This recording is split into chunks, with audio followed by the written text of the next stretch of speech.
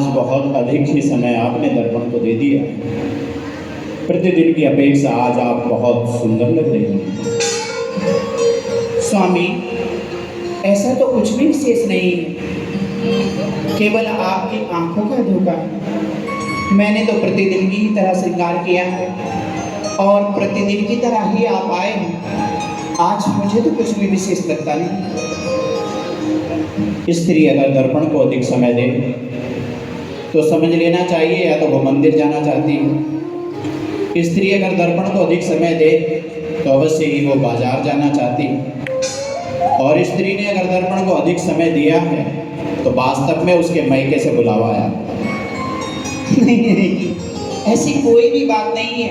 ना मायके से बुलावा आया है, ना मुझे मंदिर के लिए जाना है और ना बाजार के लिए जाना है। तो फिर इतना श्रृंगार क्यों? बस आपको लगता है और आप बड़ी बड़ी बातें करते रहते हैं केवल इसलिए। मैं बड़ी बातें नहीं करता। मेरे हृदय में जो है मैं केवल और आपसे वही कहता हूँ। क्या कहते हैं आप? यही कहता हूँ कि जितना स्नेह मैं आपसे करता हूँ शायद पूर्व में किसी भी राजा ने अपनी रानी से नहीं किया। मैं इतना प्रेम आपसे करता हूँ कि सागर की गहराई को मापा जा सकता है, परंतु मेरे स्नेह को नहीं। पृथ्वी और आकाश के बीच की दूरी को मापा जा सकता है, परंतु मेरे प्रेम को नहीं। हम आपसे इतना स्नेह करते हैं, शायद उतना स्नेह हम अपने आप से भी नहीं करते। आप प्रतिदिन यही बातें मुझे सुनाते हैं और मैं आपसे सुनती हूँ। तो बताइए, आज कौन सा दिवस है? आज कौन सा दिवस है? आज का दिवस आज सोमवार है। सोमवार तो हर हफ्ते आता है, विशेष क्या है? यही बात तो हम आपसे पूछना चाहते हैं कि आज विशेष क्या है। मैं आपसे पूछना चाहती हूँ कि आप मुझे बहुत अधिक स्नेह करते हैं, तो आज का विशेष दिवस क्या है? मुझे तो विदित नहीं है। बस आप पुरुषों से बड़ी बड़ी बातें करवा लो, कुछ भी कहलवा लो। कहने के लिए तो कहते हैं कि मैं आपसे इतना स्नेह करता हूँ, इतना प्रेम करता हूँ, और आज के दिवस के ही विषय पर भूल गए। राजा जी, आप मुझसे स्नेह नहीं करते हैं, केवल और केवल दिखावे की बातें हैं। मैं कुछ समझ नहीं पा रहा हूँ। पहेलियाँ क्यों बुझा रही है? पहली मैं नहीं बुझा रही हूँ, पहली आप बुझा रहे हैं। एक तरफ कहते हैं कि मैं आपसे प्रेम करता हूँ और दूसरी तरफ आज के दिवस को भी नहीं याद आपको। महारानी, केवल और केवल विनोद बस होकर हमने आपसे ये बात कह दी। आज के दिवस को हम जानते हैं। तो बताइए ना। आज के दिवस आपका और हमारा पानी ग्रहण संस्कार हुआ था। तो लाइए, कोई उपहार तो अवश्य लाए होंगे ना? उपहार भी हम आज ऐसा लेकर आए हैं जो पूर्व में किसी राजा ने अपनी रानी को नहीं दिया होगा। क्या ले आए? क्या नौलखा हार से बढ़कर भी कोई वस्तु है इस संसार में? महिलाओं को तो केवल आभूषणों के विषय पर भी सोचना आता है, वस्त्रों के विषय पर ही सोचना आता है। उससे भी अनमोल कोई वस्तु हो सकती है। तो क्या है, बताइए ना। देते हैं आपको,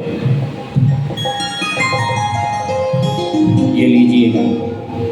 ये क्या है? ये अमर फल है। अमर फल? ये मीठा है कि खट्टा है? महारानी, राज जोशी ने हमें देते हुए कहा कि हजारों वर्षों की तपस्या के बाद पूरे वृक्ष पर केवल एक ही फल लगता है और इस फल को जो भी खाए वो अमर हो जाता है। राजा जी, कुछ मुद्राएं लेने के बदले में उन्होंने ऐसा कह दिया होगा। इस नश्वर संसार में कोई अमर हो ही नहीं सकता। वो हमारे विश्वसनीय हैं और उन्होंने कहा है कि इस फल को आप खाओगे तो आप सदा के लिए अमर हो जाओगे, आपका शरीर वज्र हो जाएगा। तो आपने क्यों नहीं खाया? महारानी, हम आपसे स्नेह करते हैं।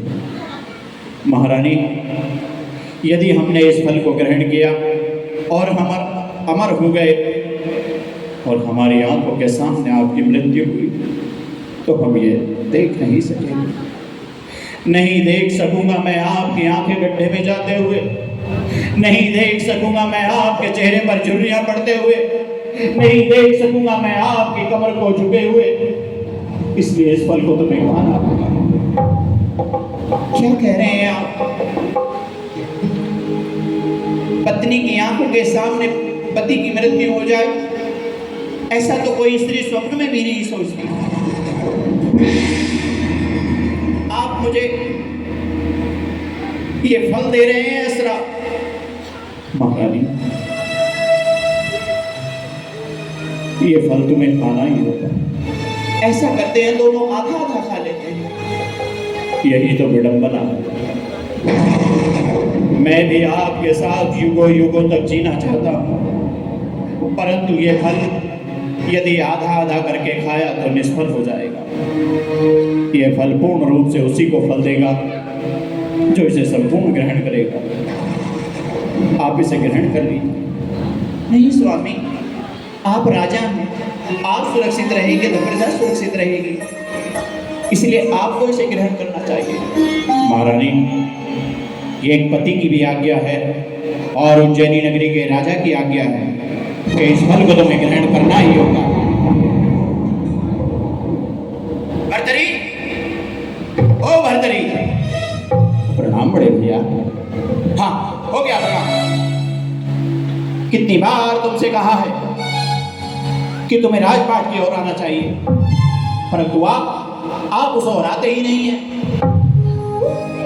भैया, किसी को न्याय चाहिए, किसी को कोई वस्तु चाहिए, किसी को कोई निर्णय लेना है तो वो आप सभी से सहमत हो जाते हैं।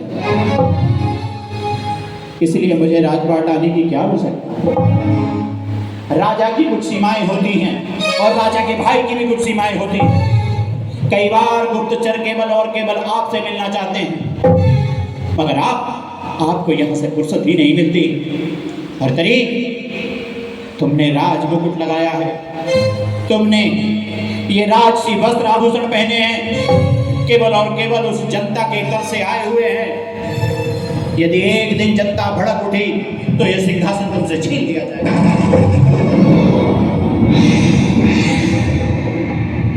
भैया,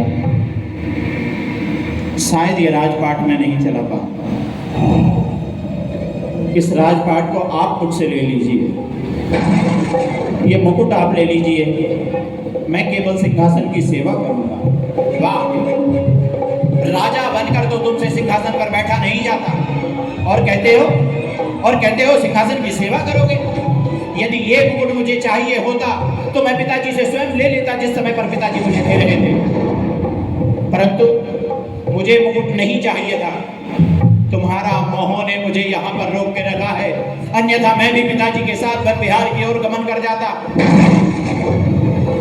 कि कम से कम मेरे भाई को शिक्षा मिल जाए, कम से कम मेरे भाई को बुद्धि आ जाए, कम से कम मेरा भाई कर्तव्य सीख जाए।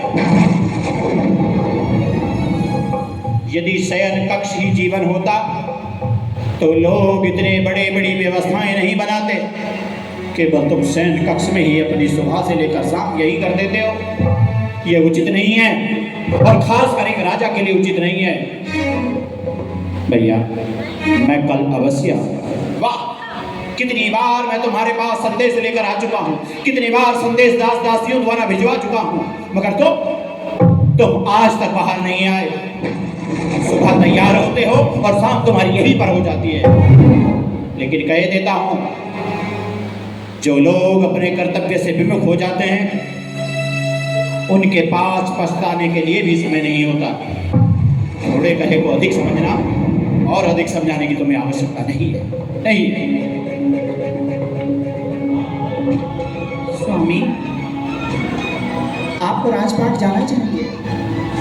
महारानी, मैं प्रतिदिन सोचता हूँ कि आज मैं राजपाट जाऊँगा, परंतु तुम्हारे पास समय कब व्यतीत हो जाता है मुझे पता ही नहीं लगता। परंतु मैं आपसे वादा करता हूँ, कल अवश्य ही मैं जाने का प्रयास करूँगा। आप इस फल को खा लेना। गुप्तचर आए बैठे हैं, मैं उनसे मंत्रणा करके वापस आता हूँ। ठीक है स्वामी, चलिए स्वामी।